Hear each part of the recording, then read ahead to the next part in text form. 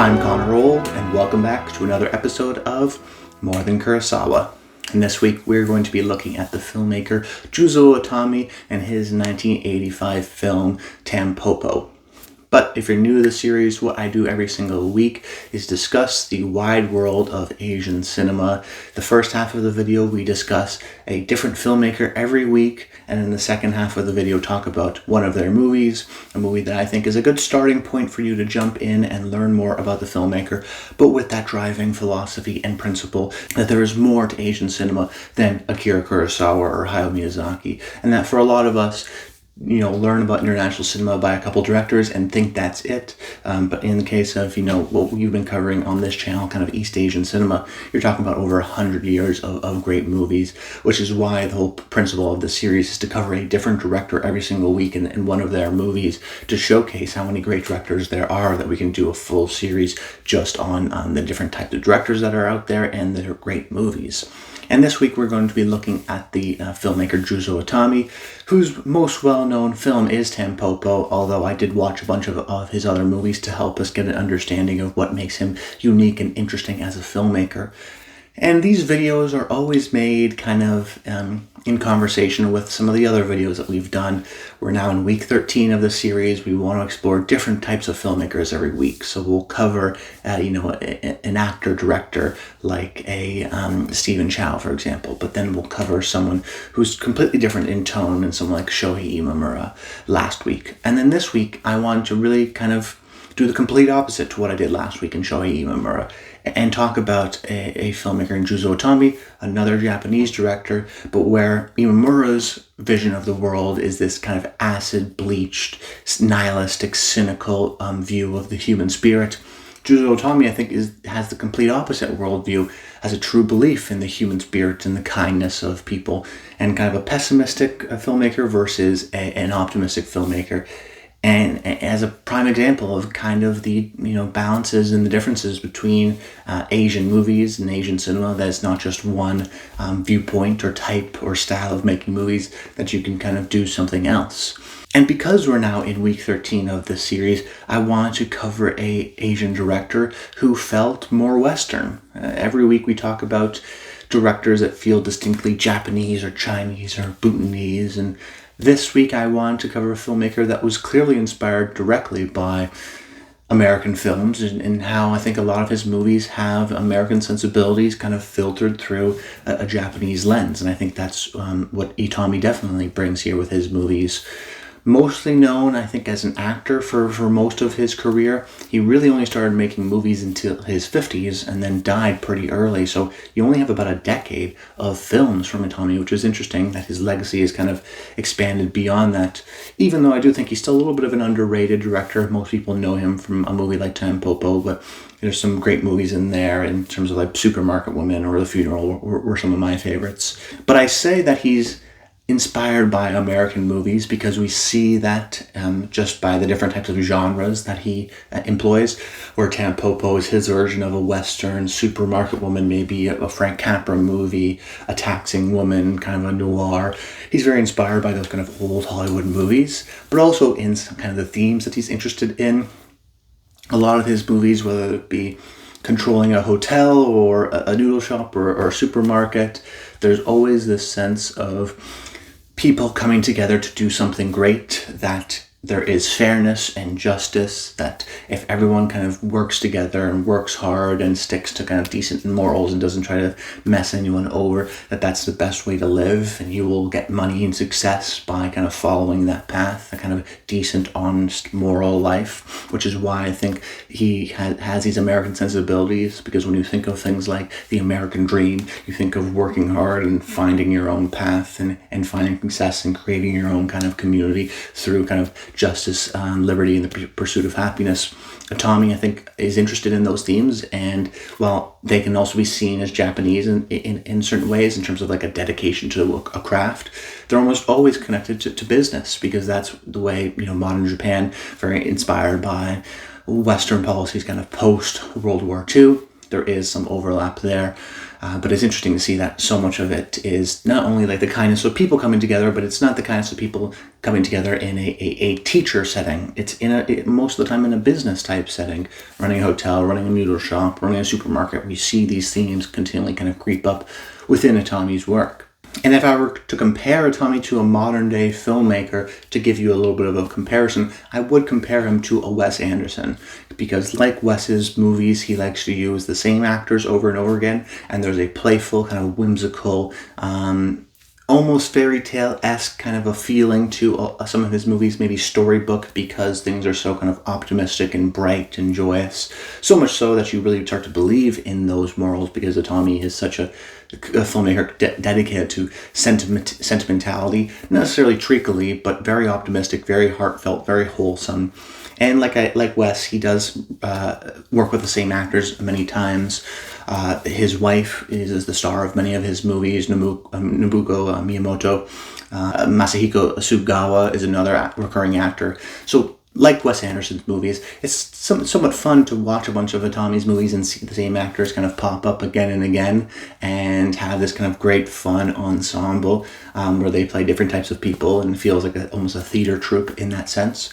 But also, many of his movies are ensembles, and they have very distinctive characters, and I think Itami is great at defining characters, so you know, oh, that's the guy who wears all white, and that's the guy with the cowboy hat, and we all know their distinct personalities, and they all have their kind of role to play. But it adds that sense of community and those optimistic themes that he's interested in, and he's so great at creating these very unique, different characters. So a lot of his movies are fun to watch, they're delightful, they're very wholesome, you kind of believe in that kind of almost idealistic sentimentality of the goodness of people, and making movies kind of for the overall enjoyment, that they shouldn't be pretentious, that they should be enjoyed by everyone. And you see the kind of filmmaking allegories, I think, in Itami's own philosophy of how he makes his movies, also kind of repeated through his characters in many of his movies, of that kind of almost populist way of thinking. And the other thing I haven't mentioned with Itami's movies is that they're not just very sweet movies, that oftentimes they're fun and comedy movies, and he doesn't always follow linear narratives. They're a little bit more scatterbrained like that. But throughout all those movies, even more depressing type movies, for example, like The Funeral, there is a strong sense of realism in the types of people that you interact with, because the characters are so well defined, and a just general sense of joy and having a nice smile on your face, where you're not laughing out loud like it's Anchorman or The Hangover or something.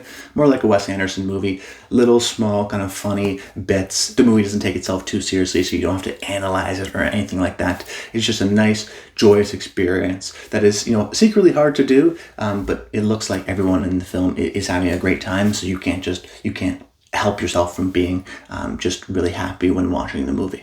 But putting that aside, let's jump into the discussion of the film. The movie we're covering today is Tampopo, about a truck driver who helps out a recent widow with her noodle shop to try to make it the best in the world. Very simple premise: try to become the best noodle chef in the world and have the best noodle restaurant. And this truck driver and his kind of accompanying friends and people within the community try to help this woman become this great chef. But what the movie is ultimately about is a love letter to food, because that's the overall structure. It's this guy trying to help a widow with her chef, or her noodle shop, and become a great chef. But it's a love letter to food because that's the general linear structure of the movie. There's many other stories within the movie. We almost get these kind of vignettes throughout it, where we see this movie about gangsters, or this movie about a etiquette course, or this reanimating of corpses, without spoiling anything there. We have these kind of little silhouettes, little vignettes that have nothing to do with our main story, but ultimately kind of all correlate to a central theme of kind of the power of food, whether that be eroticism in some storylines, whether that be wholesomeness, whether that be kind of social status. There's lots of things that I think Itami is interested in, which is why I think a lot of people consider this one of the best food movies of all time, because the movie has a strong playfulness to its story. It's almost like a anthology of films, except there's one kind of anthology that lingers throughout the entire movie that is the main story that starts and ends, and the kind of main story we're focusing on. But Itami, because he understands those kind of and has that structure throughout the movie, that he knows where it starts, he knows where it's going to end. He has a lot of fun throughout the movie, where he'll have this small little story that connects to nothing, but we know, it's ultimately connected to that theme of the enjoyment of food and the power of food. But because we're kind of jumping all over the place and seeing these different stories that all have that overarching theme of food, we have different types of genres that can be within the movie. The kind of main story is kind of a Western type. Like I mentioned, there's a gangster type story. There's kind of a erotic thriller, you can say, as well. There's kind of social satire. There's just a bunch of different kind of types of movies within this movie, which makes it so exciting and fun, and I think playful. There's a playful energy to it because we know where we start, we know where we're going to end. Let's just have fun and have these small little interchanging scenes that help contribute to the overall theme, even if it doesn't contribute to the character's own journey.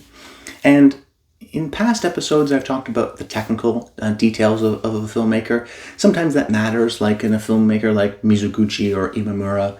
And sometimes it's less interesting. I think with Itami, he's much more of a classical filmmaker. But what is very interesting about him, and what makes this movie really special from a technical point of view, is his mastery of the insert shot. We don't really think of insert shots as super important. We think of the close-up of the actor, or the really masculine oneer that you see in some of these great action movies that we see in the modern day. But the insert shot is so critical to this movie, because when you see a bowl of ramen, it can't just be a bowl of ramen. We have to believe in the power of ramen because the characters do. So when we see an insert shot, it's beautifully lit. The seaweed is bouncing off and almost sparkling. The pork in the ramen bowl is got like these moisture beads and is soaked, and you can see that it's kind of wet. Because when everyone talks about this movie, the reason why they consider it one of the best food movies of all time is because of the themes and the different aspects of how food can be used, but also because you get hungry watching the movie. You want to eat. Why do you get hungry? Because of the power of the insert shot, because of how well photographed and framed so much of the ritual of the making of the food is, but then also the enjoying of the food. That's why I think Itami is secretly a very skilled technical director, because it's not as showy as some of his other counterparts, oftentimes doing like Spielberg type oneers where he'll set up multiple shots in one take.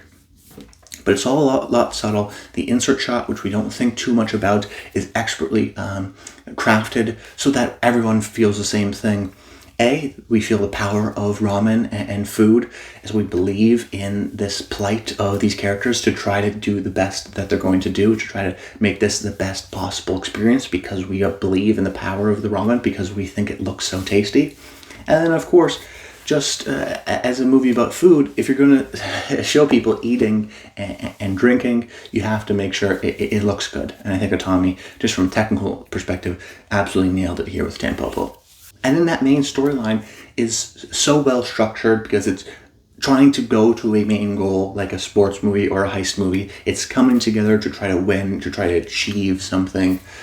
So I think Tampopo is a perfect Juzo Itami movie, because it got this great, interesting, overarching theme, but also is a great example of kind of the theme that he's interested in throughout all of his movies, of people coming together, of the power of community, of the power of kind of hard work, fairness, of justice. And I think it's got some of the most technically impressive kind of details in terms of the insert shots and some of the kind of Spielberg oneers that he focuses on. And then, some of the great actors like Nobuko Miyamoto, his wife. I think this is the premier part of her. Not too meek, not too shrill, but dedicated and so sweet and earnest, and is so tapped into what makes her such an interesting actor. You can't look away. And I haven't talked about the actors in this movie in particular, just because the overall ensemble is great, in part because, like I mentioned earlier, Itami's characters are so well written, they're so distinctive and unique, and then the actors that he worked with so many times, he knows what their strengths are. So we see them at their absolute best, which is so exciting because you can see Itami as a filmmaker with just so much control. He knows exactly the type of movie he makes. He knows exactly who to cast and how to kind of keep the camera out of it, but then ultimately kind of contribute to an overall theme, whether that be food in this case, or just that overall kind of overarching theme of the power of the human spirit. Itami is a fascinating kind of counterpoint to last week's Imamura. Both interesting filmmakers, both different, and another just prime example that when it comes to Asian cinema, there is more than Kurosawa. But that's about it, guys. I hope you enjoyed the video. Make sure you comment below. Let me know if you've seen Tampopo. I know we've done a couple more obscure movies in the past couple weeks. This one I'm hoping that maybe a few more of you have seen. So if you have seen it, please do comment below. I love to hear your thoughts. But that's about it. Until next time, stay tuned.